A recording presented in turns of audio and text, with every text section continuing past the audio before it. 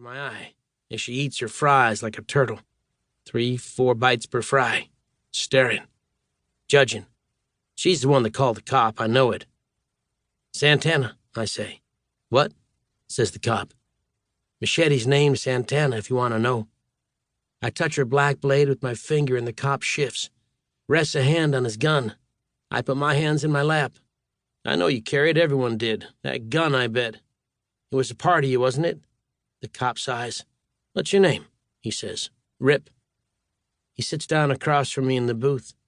He's a few years younger than me, 30 maybe, but it's hard to tell. Everyone aged weird during the outbreak. 4 months with the grid shut down and zombies trying to eat you. Some people grew old. Their hair shot white and the struggle etched heavy lines in their faces. Others came out younger, tan and lean and brimming with verve. I'm one of those. This cop is one of them, too. Scar running down the left side of his face, worn skin on his knuckles, but supernovas swimming in his eyes. We know each other. We know. Listen, Rip, he says, you gotta put the knife away. Santana. Doesn't matter. I don't need to know her name. I don't need to know your story. I just need to do my job. He looks over at the old woman who pretends to be real interested in her fries. Then he rests his elbows on the table, puts 2 fingers on Santana's hilt. He speaks low. It's not fair. I know. I get to carry. I've got the gun, the baton. I can't imagine what it'd be like if they took them away. So I feel you, man, I feel you. But I got to do my job, and you're freaking people out. They carried too. I say, we all did. Everyone and their weapons in some symbiotic relationship, each making the other stronger. Like Rodney and his knuckles, his actual knuckles, that he'd used for fighting his whole life, and the spiky brass things he wore later, the logical evolution of a brawler's fists. Or Bob's shotgun, the big-ass boomstick as loud and bombastic as he is. Moe's decapitator, a hunk of steel torn from its machine and reforged into something far deadlier, just like its owner. They had their weapons, wouldn't be alive if they didn't, and they put them away. They're following the law.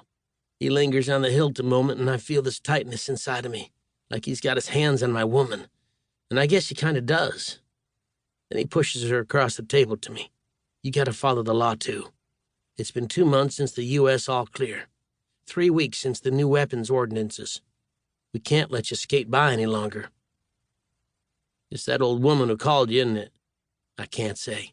He rolls his eyes, smiles. Time to hang her up, Rip, he says, and he gets up and leaves. I put Santana in my bag next to my work stuff and my go-bag stuff, the canteen and the easy-pack food and the cash. Feel that old woman's smirk from across the room. I want to leave then, but I finished the burger because I paid for it, God damn it. Paid twice what I should have because who knows what they're going through to get that meat to my plate. Most of the cows are dead. Zombies tore them up. Easy food when they'd eaten all the low-hanging fruit, people-wise. Plus some of the roads are still busted up from strafing runs from the A-10s and the Apaches, so the trucks have to drive all over hell and back to get here. And there's the lack of manpower. A bunch of people doing jobs all up and down the chain. Sunburned migrants pulling tomatoes from the vine, Asian white women standing on assembly lines at a bun bakery in California, CEOs and marketing execs arguing in half-empty boardrooms, are dead. Their brains gobbled up. So much ruin. But already we've got burgers again. Except now they cost $6. Of course I'm gonna finish the son of a bitch. Might not be cow meat in the burger, come to think of it, unless they're shipping it in from the new SSR. Tastes like it, though, so good enough. Because, God, you miss burgers when you're eating whatever canned stuff you can scrounge for 4 months in a row. I shove the last bite in my mouth and go to the door and feel the head swivel to follow me. I'm naked without her. Santana. Her weight tugging on my belt. The tunk-tunk as she bounces off my leg when I walk. I'm sorry, girl. Outside, the sun is bright white in the sky, and the blue stretches around it forever. The smoke and haze that smothered everything all summer is blown away. Can't look at the sun without it burning your eyes. Used to be it was orange up there behind the veil. You could watch it track its way through the half-light, like some old man carrying a lantern through a swamp. Could smell it.